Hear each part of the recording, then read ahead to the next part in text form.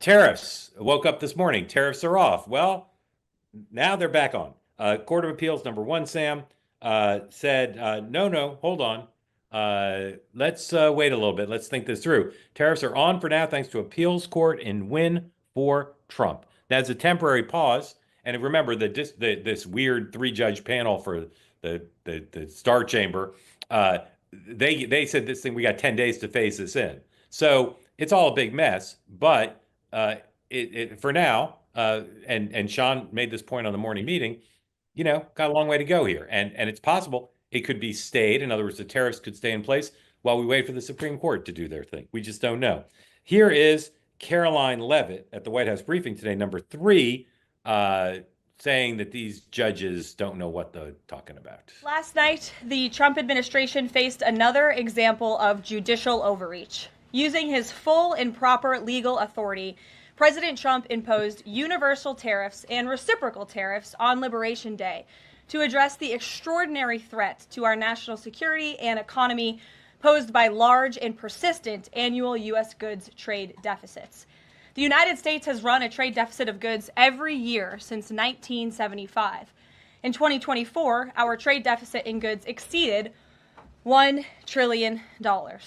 Everybody agrees this is unacceptable. President Trump is delivering on his promise to fix this problem, and he has taken a long overdue and much needed bold stance for American workers after decades of our manufacturing base being hollowed out. The president's rationale for imposing these powerful tariffs was legally sound and grounded in common sense. President Trump correctly believes that America cannot function safely long-term if we are unable to scale advanced domestic manufacturing capacity, have our own secure critical supply chains, and our defense industrial base is dependent on foreign adversaries. Three judges of the U.S. Court of International Trade disagreed and brazenly abused their judicial power to usurp the authority of President Trump to stop him from carrying out the mandate that the American people gave him. Okay, These Sam, judges failed to acknowledge that the president... So, Hogan, when a judge or a panel of judges, let's leave the Supreme Court out because they're the final arbiters in cases that they take, when judges rule against a White House, not all White Houses blast the rulings the way this White House does. They just don't. They might say, we disagree, we're going to appeal. But this White House consistently says, the rogue court, political court. Here's Peter Navarro, number four, even harder line, I think, than Caroline.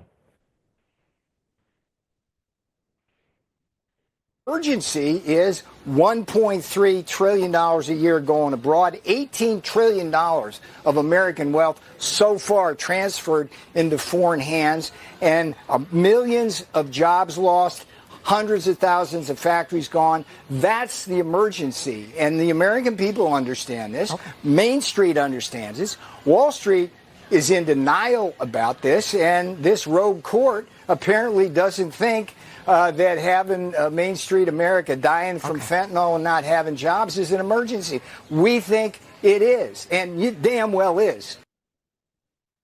So, Hogan, judges are humans too, and I think judges probably don't like, I would guess, the executive branch calling their colleagues rogue and all the things Caroline suggested. So, what's the point of being so negative about the judges and questioning their motives? What's the point of that? Well, I'm gonna let you in a little bit here, Mark, and explain to the group here some naivete on my part in the White House. I remember we had a big Supreme Court ruling coming up my first year, and I was talking to White House counsel about the various ways we were going to try and message this particular ruling. And I made the point that the court wasn't political. And this particular attorney for the Trump administration snapped his head real fast and looked at me like I was a crazy person. And in that moment, I went, wait a minute, that was probably the dumbest thing I've said in a long time.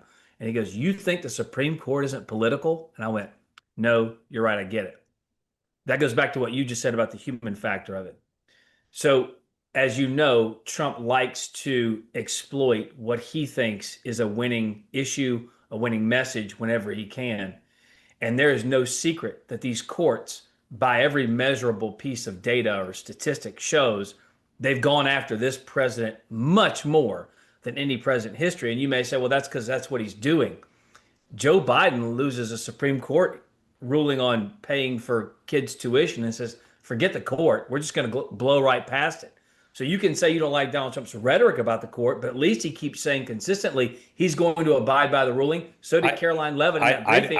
Said we're going to go forward. I'm sorry, I didn't say I didn't like it. I just asked you what the rationale was for. I didn't mean you. I meant collectively. One. Oh, okay. Sorry. Go ahead. Collectively, not you directly. Okay. Mark. Okay. Yeah. People may not like it. Yeah. Yeah. But at least he's saying he's going to abide by the ruling, whereas the Biden administration said, ruling, schmooling, screw it. We're going to try and move forward regardless. So there's some differences there too.